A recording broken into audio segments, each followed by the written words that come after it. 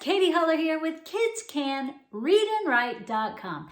Last time I did a video on some short words with the OA trick. So today I thought I'd do a video on some longer words with the OA trick. So that way, if you're working with older kids who need to learn to read those big words, or maybe you're an adult who's wanting to learn how to read English words and you don't just want to read those little words, you want to read the big words, or maybe you're working with a young student who's already a whiz at reading little words and you just want to zoom that child forward and teach the big words. Well, this video is for you. So let's go. We're going to work on that OA trick again today. And when O and A are together, that's one of our tricks because it doesn't say ah, ah. If you try to sound out words and you sound it out ah and ah, that won't work for you. So you want to remember when two vowels are next to each other, it's always a trick of some sort. Well, O and the A follow the two vowels walking rule, which is when two vowels are walking together, the first one says, hey, remember me, my name is oh, whatever his name is. And the second one is just listening, so he doesn't say anything at all. So when you see O and A together, remember to say oh. Now, if you want to think of something different to help your child remember that O and the A say oh, you might come up with something like, oh, I didn't know you were coming today. What would you like to play? You know, you can come up with anything you want, but your kids or you need to know that O and the A say, oh. So remember that. Now, if you look at these words, they all have an OA combination in them somewhere. So scan them with your eyes and see, where's that OA trick? Well, here it is in this word. Here's the OA in this word.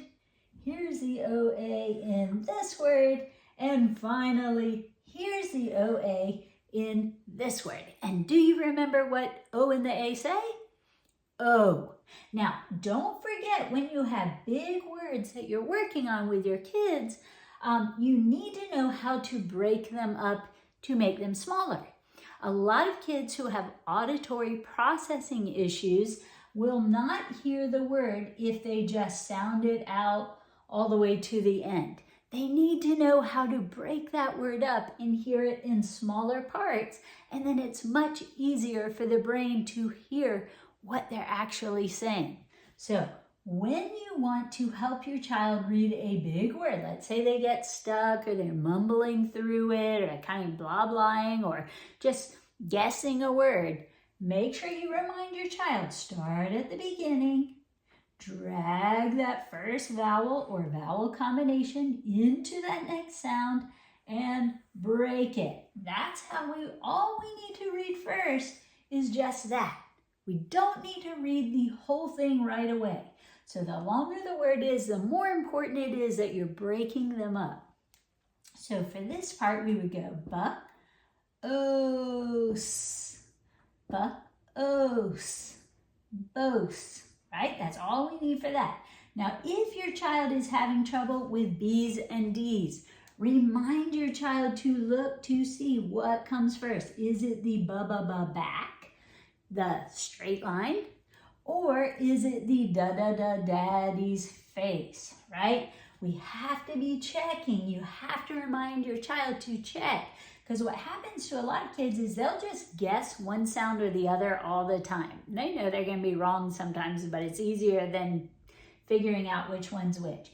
You have to remind your child, hey, look, see what you bump into first. This is the ba-ba-ba back, whereas here, look, we hit the da-da-da daddy's face first. So make sure they have a system to help them figure it out.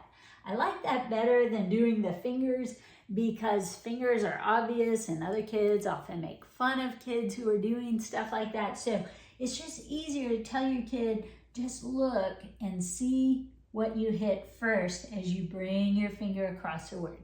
So that's just going to make it an easy way, quick way. Takes a lot less time than looking, figuring out which one matches all that. So see if that helps. All right, so after we read the first part, ba-os, bose, it's time to read this part. Ed. Now, ed normally would just say duh, but when it comes after a T or a D, it says ed. And that's an important trick to know too. Ted's not dead. He's just sleeping. I have a whole story about a dog named Ted who sleeps a lot. And Ted's not dead. He's just sleeping. So once you get those two parts, bose to ed, Ted, boasted, you can put them together. Boasted, boasted. Now when you're reading, it should be a lot faster than how I'm doing it here.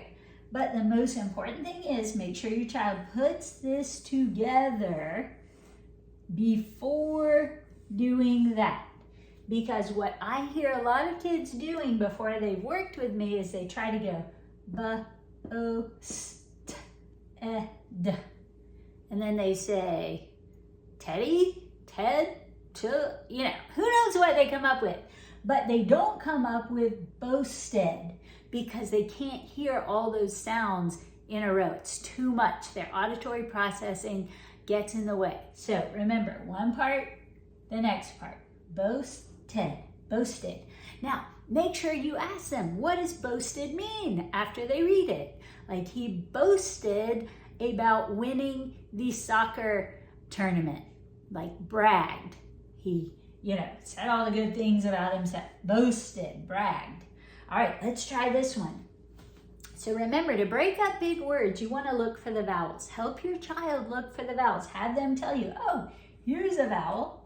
Remember, the vowels are A, E, I, O, and U. And if there's a vowel combination, like two vowels together, that counts as the same vowel. Just drag that into the next sound. So you drag the vowels into the next sound, then you can break it. I'm gonna let one P go on this side, one P go on this side. When you have twins, you can just split them, one on one side, one on the other. Now, when you glue this one on, we don't want to split here because C and H stick together. They're a trick. They say cha, cha, cha, cha, cha, cha, because they play train when they're together. See the C's train arms? Cha, cha, cha, cha, cha, cha, cha, cha. So we want to make sure we say cha here. We can break it right there. Then all we have left is this last vowel to glue on there, okay? So let's see. We would tell our child, go ahead and start sounding it out. Once they see the parts, they can go app, get that part, app. Now they're just gonna read this part here. Para, that's a blend it together. Para, och.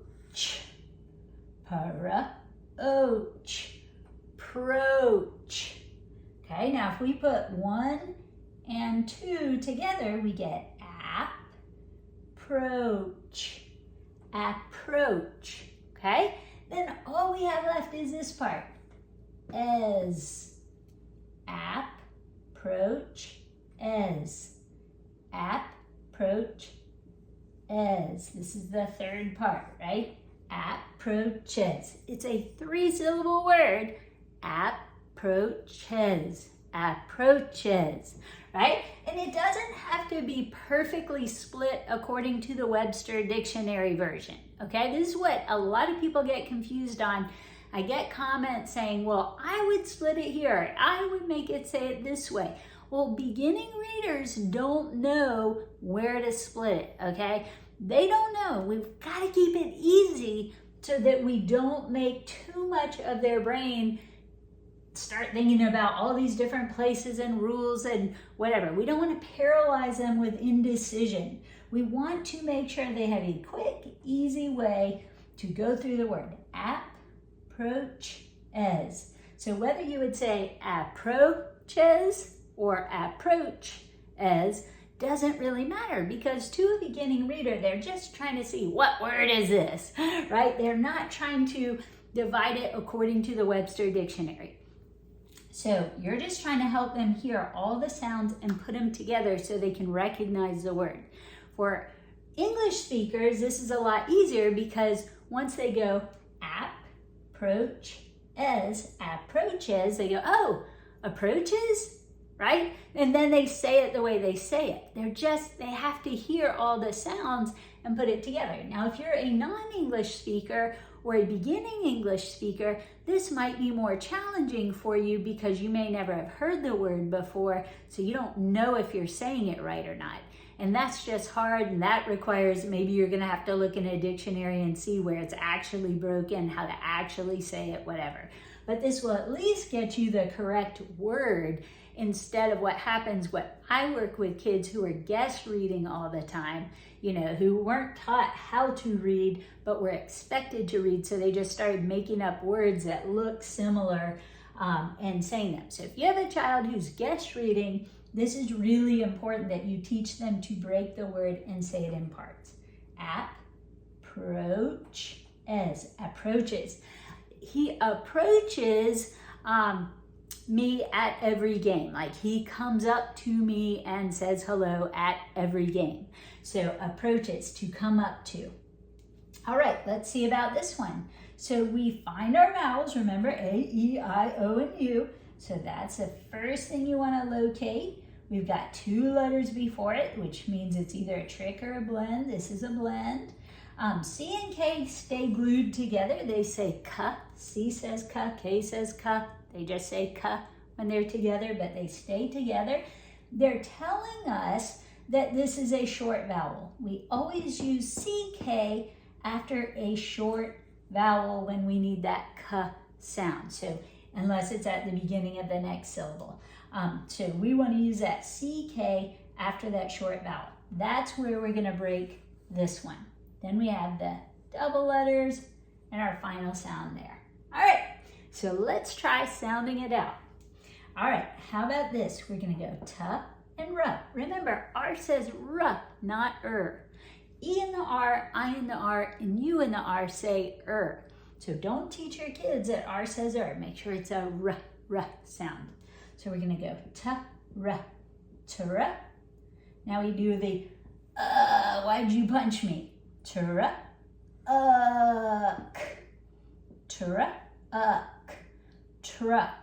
Once we put that together, we're ready for this side. Load.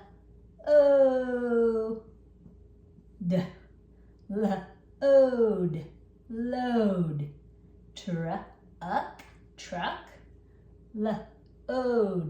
Load. Truck. Load. And make sure that your kids are saying ta and ra here.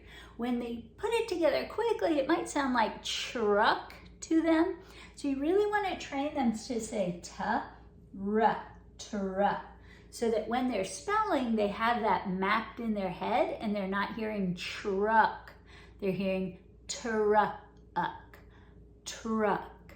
If you say it cleanly, you get ta, Notice it's not a truck load, right? It's a truck. Keep it tight. Truck.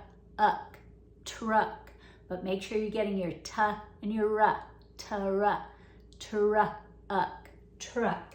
When people say it quickly, it might sound like truck to you. It's not. There's no cha-ra.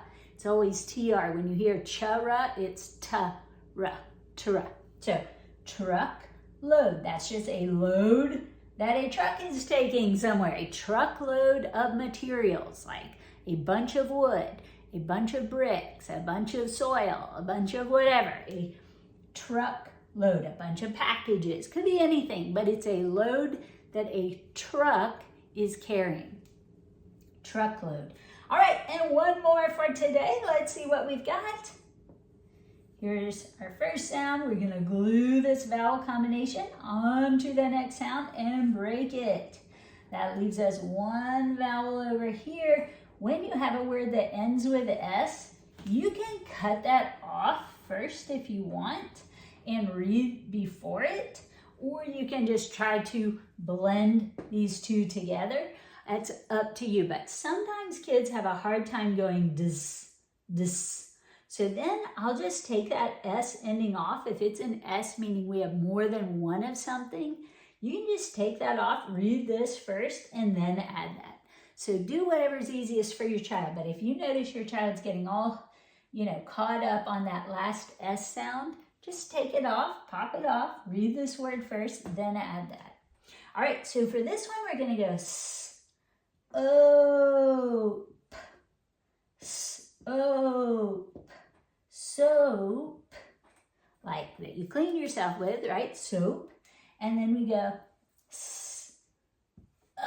why'd you punch me? Sud, sud. And if you can keep going, sud, suds. But sometimes that messes kids up. So just take it off if it's messing your child up and say, what's this and this? Soap, sud, soap sud. And then make it more than one. Soap suds, soap suds. It's kind of hard to say. So if you're not used to it, practice it a little bit. If you have a sud, you have one. If you have suds, you have multiple, more than one. So soap suds are lots of foamy bubbles you get when you're washing your hands. Soap suds, soap suds. So there you go, guys. Now, if your child is struggling to read words like these, and you need a program to teach the tricks or to teach how to break up words, look into our Black Belt reading program. I have that at kidscanreadandwrite.com or at kidscanonlineacademy.com. You can buy it at either place. But what it does is it has videos of me teaching everything you need to teach your child. Your child just watches it, learns from me. You watch it too, so you know the tricks. And then you work through the packets with your child.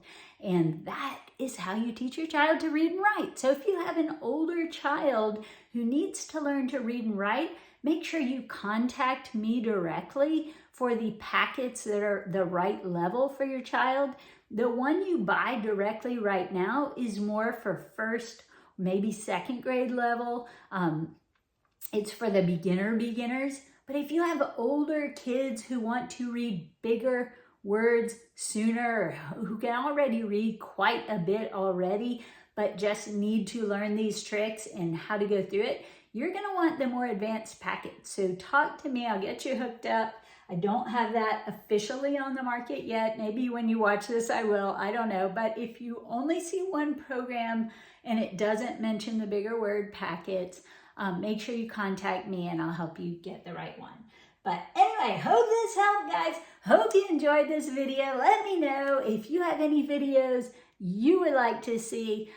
Thanks again for joining me, and I hope to see you on the next one.